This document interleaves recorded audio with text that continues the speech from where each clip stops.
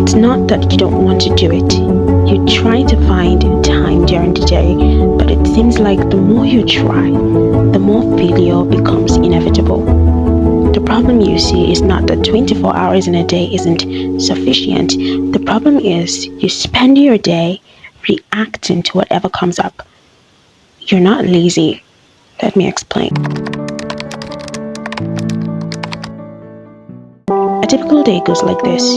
Wake up, check WhatsApp, Instagram, Twitter, YouTube, eat breakfast, go to class or work, eat lunch, mostly junk.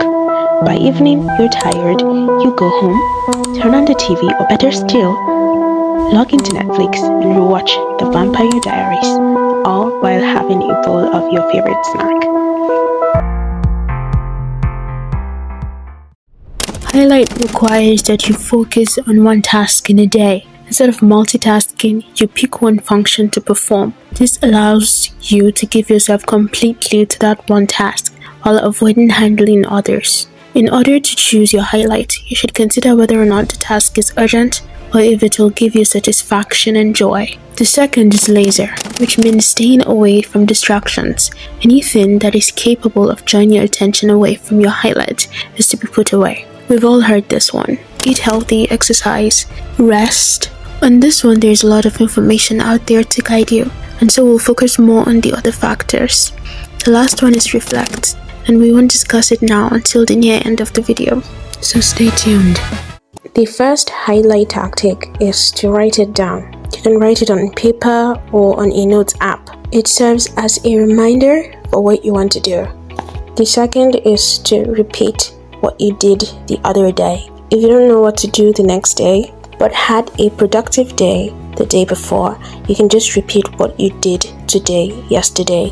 In cases where you have a lot of priorities, you can write them down and then pick one to work on first. After you are done, the rest of the items on the list, you can reshuffle and then pick one again until you are completely done with the list.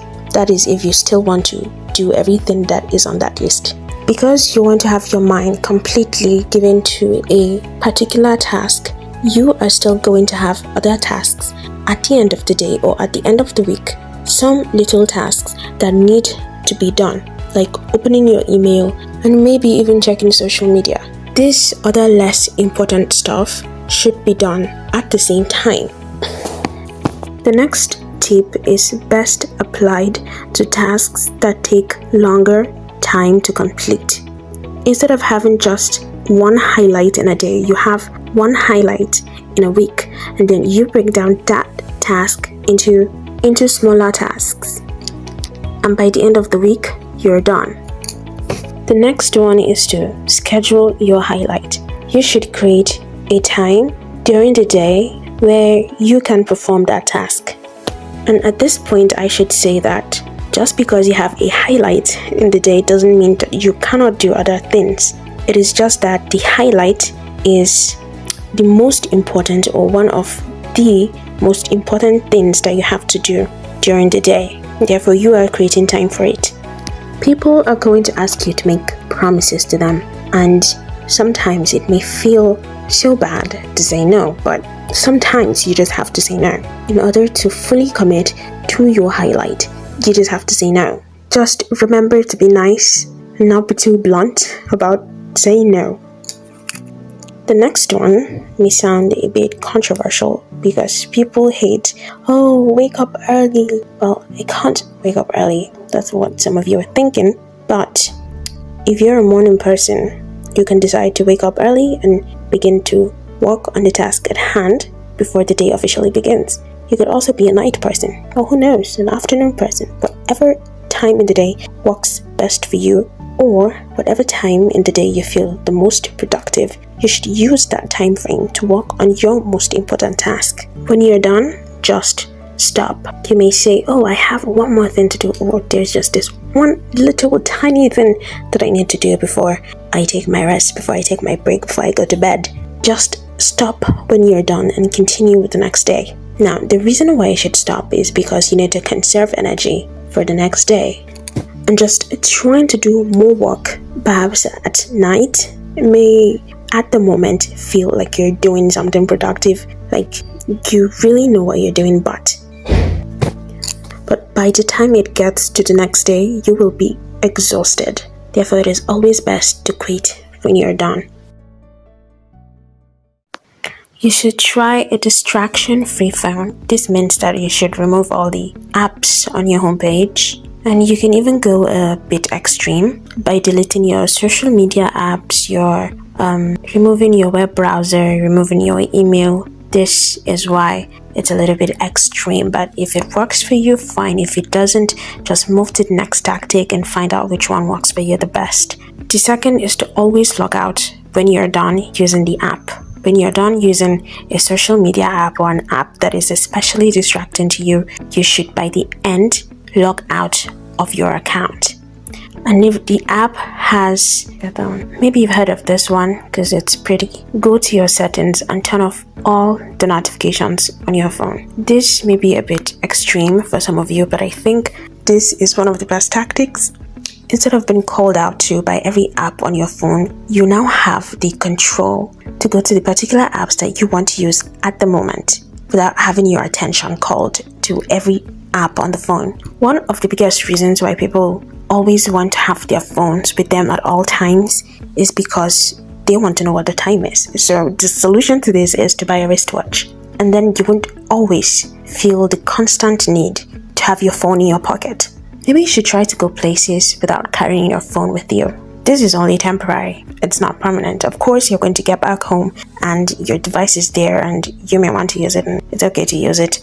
But it can be helpful to not always have access to your device. So when we wake up in the morning, one of the first things that we do is to check our phones.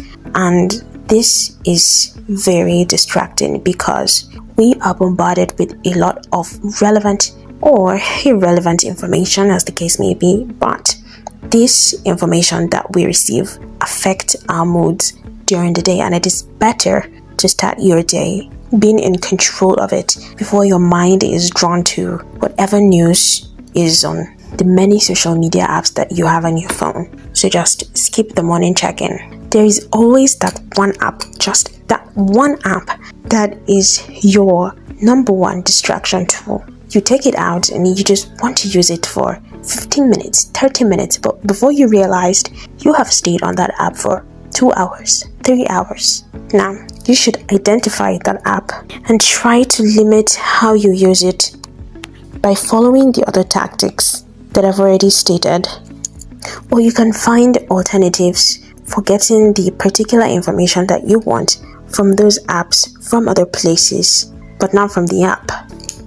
You can also try to put a timer on, okay, no, not this one. The next one is to turn your distractions, okay, not your distractions, but those distraction apps into tools.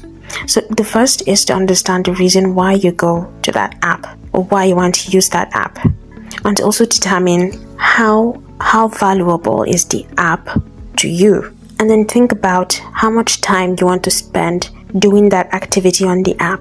On this point, you are supposed to use the app to add value to yourself or to whatever it is that you're doing. Instead of spending your entire day checking your email, you can schedule the time to check your email or deal with email at the end of the day. You can also schedule your email time so that when you're done, you know that you're done. You don't have to respond to emails every time that they are sent. So you can have an automated message sent to your email senders that for now, you are currently doing something else. I mean, you don't have to state what you're doing, but it should just give the idea that at this point in time, you are focused on something else and do not have the time to respond to their emails. But when you're done, you're going to respond.